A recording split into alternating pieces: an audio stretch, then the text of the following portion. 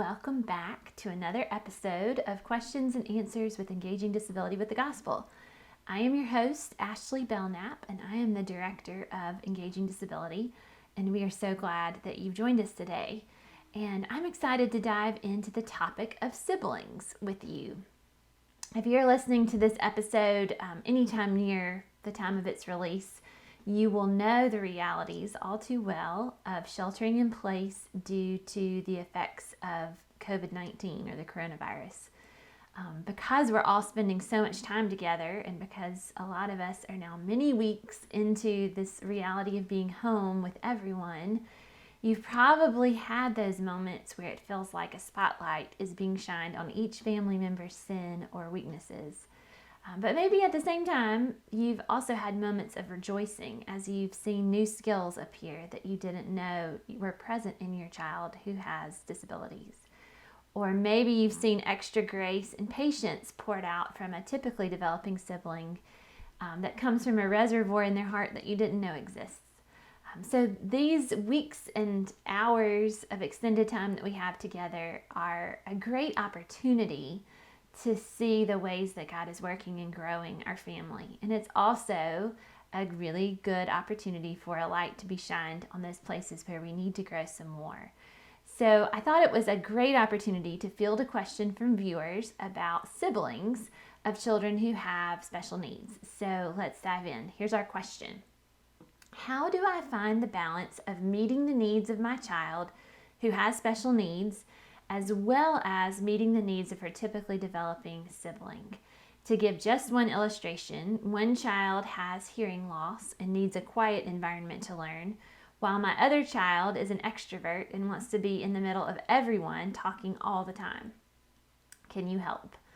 I think this is just a great question. I first want to say, as a preface, that this scenario and illustration could be so easily adapted to any family.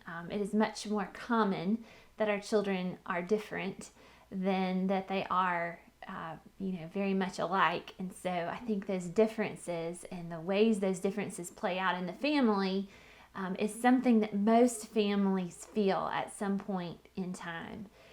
So to all of our viewers listening, imagine those moments in your own homes where one person's needs rise above another. And I think getting to the heart of this is, how do we know whose needs should be met, and how do we know who needs to yield and give? And is there a balance in the middle? So I have a couple of thoughts to offer here to get us started towards an answer. My first thought is that parents often want to solve our children's problems. That comes from a deep love and affection for our kids, and a recognition that God has put us in authority over our children, and that we're to guide and direct and care for and sustain their lives as much as is possible and point them towards the Lord. And in that, we are often involved in lots of decisions and problem solving for and alongside our children, both with disabilities and those without.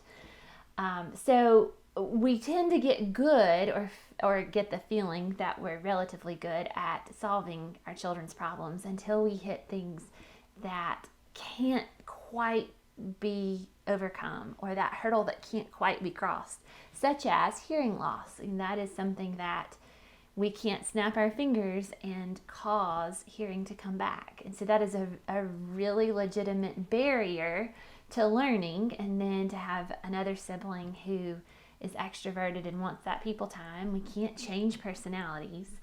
So here we are in a place where more than problem solving is really the path of sanctification. So parents want to problem solve, and God usually puts us in a place where we will all be sanctified and Lord willing, become more godly on the other side of the challenges and the trials.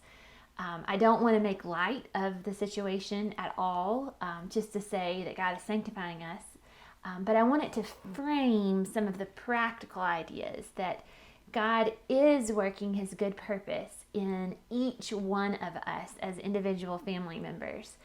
And He has put us in the perfect family for us. And a lot of times that does highlight our weaknesses, or it highlights the places that we have to grow or need to grow. It's not always easy to lay down your life for someone else, your children, your spouse, children laying down their lives for each other. Those are all parts of the calling to follow Christ that is hard and difficult because our own hearts want it our way. It would be much easier to create one environment for one child that's peaceful and quiet and another environment with people and have them coexist in separate spaces than it would be to put them together and feel the messiness of that sanctification process. Because it's often long and it often is messy. It's not as if 3 weeks from now we will suddenly grow in all the right ways and the problem will be solved.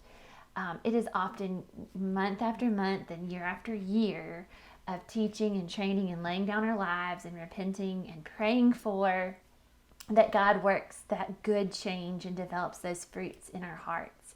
And with our kids, I've alluded to this phrase in many different contexts, but I always remind myself not to judge my October apples in June. Meaning that what God is doing in our kids may bear fruit many, many months from now, and I may be looking to see that fruit today. And so I may be judging God's work in their hearts or in them, or the lack of progress, or maybe the presence of progress, before God has really had his time to work that whole process through to the end. So don't judge your progress before God has really brought us to the place where that fruit is being born. Number 2, I think parents want and struggle to find a way to parent that is equal and fair. And in the world of having typically developing kids and kids with disabilities, this is often highlighted a lot. Parents feel very guilty that they are giving so much of themselves and their energy and their heart to their children who have disabilities, and they worry that they haven't given as much to their other children who don't have disabilities because they are easier. They haven't needed the same amount of therapies and behavioral adaptations, and just it could be work on every front socially, what to eat, planning for every transition, going out into the world. Everything is just a little bit harder with kids with disabilities. And so that leaves us wanting to be equal and fair, to give the same amount of time, attention, love, affection to our children who don't have disabilities, when the reality is you often have to meet the highest needs first. So God is continually showing us in this process that it's not about being equal and fair to our children. What they need from us is that we constantly model his love, his grace, our laying down of our lives for the needs of others, including them, showing them how to lay down their lives for each other, even when it's hard, even when it means they miss things and want to do things that we're not able to participate in. But in that, we're always pointing them back to what God is doing in us, and that is growing us and making us more like Christ. I think reminding ourselves that equal and fair is not the goal. The goal is to be genuine. The goal is to be authentic and real with your children. The goal is to not push away those emotions when they feel like they're getting less of you, but instead to let them have a space to process that this doesn't feel fair, and why can't we do these things because of my sibling who has a disability, and I don't like that, and in fact I really don't like that. Allowing those real emotions to become part of their story instead of belittling those emotions and saying you shouldn't feel that way, that's not the right response. Instead, listen and help them further process that story. I have felt the same way when I was young. I got really angry when these things happened.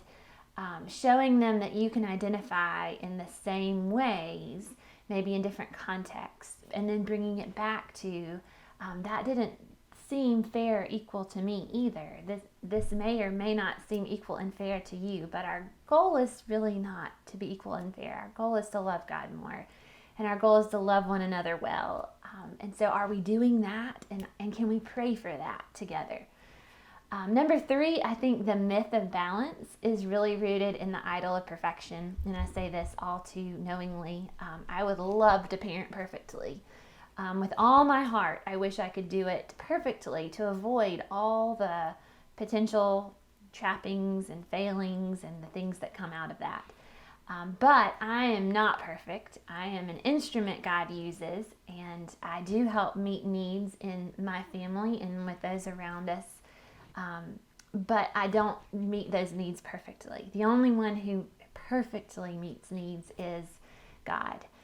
The only one who laid down his life perfectly for others was Jesus. We need the gospel to remind us that parenting isn't about perfect, because we had a Savior who perfectly obeyed on our behalf, so that we could gain the righteousness of Christ in the places that we are imperfect, simply by believing in what he did.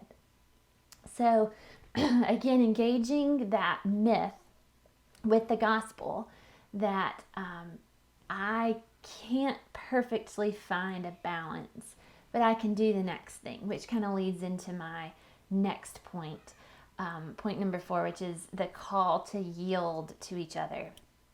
So each one of us in this life should be learning to lay down our lives for one another. And it's so challenging. I think even just developmentally, parents who are listening, think about the ages of your children, the developmental ages of your children. Laying down your life for someone else's needs involves, number 1, realizing that you're not the center of your own universe. And so, for an example, that is a really hard concept for a toddler who developmentally has not gotten to the place where they believe that other people are more important than themselves. They are in a very self-focused world based on their age and their development. And so our children each develop along this path differently. And so again, looking objectively at your children as you're starting to think about, how do I teach them to lay down their lives for each other? And by that, I also mean children with disabilities need to learn to lay down their lives for siblings, just as much as siblings need to learn to lay down their lives for their sibling who has a disability. And similarly, parents, we model this with whether we lay down our lives for our spouse and whether we lay down our lives for our children, and we help them understand those sacrifices and the things that we do because we love others and ultimately because we love the Lord. So each one of us should be laying down our lives for the other. And I think wherever you are and wherever your children are developmentally, you could try to find a practical application of this. For this particular question, who has a child with hearing loss and an extroverted child, I might not start with the learning environment as the place that they learn to lay their lives down for one another. Instead, I might help buoy that a little bit by creating contexts in the short term where each can thrive, maybe giving more of myself to the extroverted child before it's time for the introverted child or the child who has a hearing impairment to be able to study and have some quiet time. But instead, I would work with those two in another context, things that are easier for them to both do for one another. Maybe it's asking someone to do a chore for another sibling, just because. Not because of a reward, but just because we love them. Maybe it's teaching them how to say something kind to their sibling each day. Maybe it's teaching them to notice the small things, the small successes that they're each doing and being able to cheer them on for that.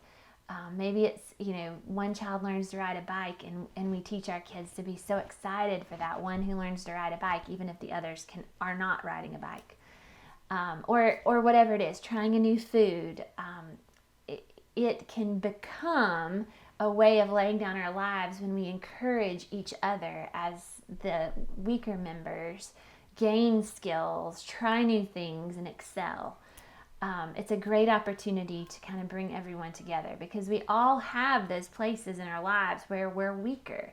It's not just our kids with disabilities. And so I guess just to close up the question here as an encouragement to parents is to also think about where those weaknesses lie in us as parents and in all of our children. And make sure that we are giving opportunity and room for growth, and to cheer and encourage on as those skills are built. And then show them how they can lay down their lives for each other in the process, giving each other space and grace to grow and to develop the way that God intended them to. We have several other questions that have been submitted about siblings, so we are going to pick those up in some of our upcoming episodes, so stay tuned for that. And in the meantime, as always, please leave us new questions in the comments below. Send us an email, message us on Facebook. We want to answer the questions that you are asking. So let us know what those questions are. We always keep confidentiality on names. We never reveal names in our questions. We simply want to pose questions that are real life and that are helpful to our viewers, which is you. So please leave us a question, comments below, and we look forward to seeing you on our next episode of Questions and Answers with Engaging Disability.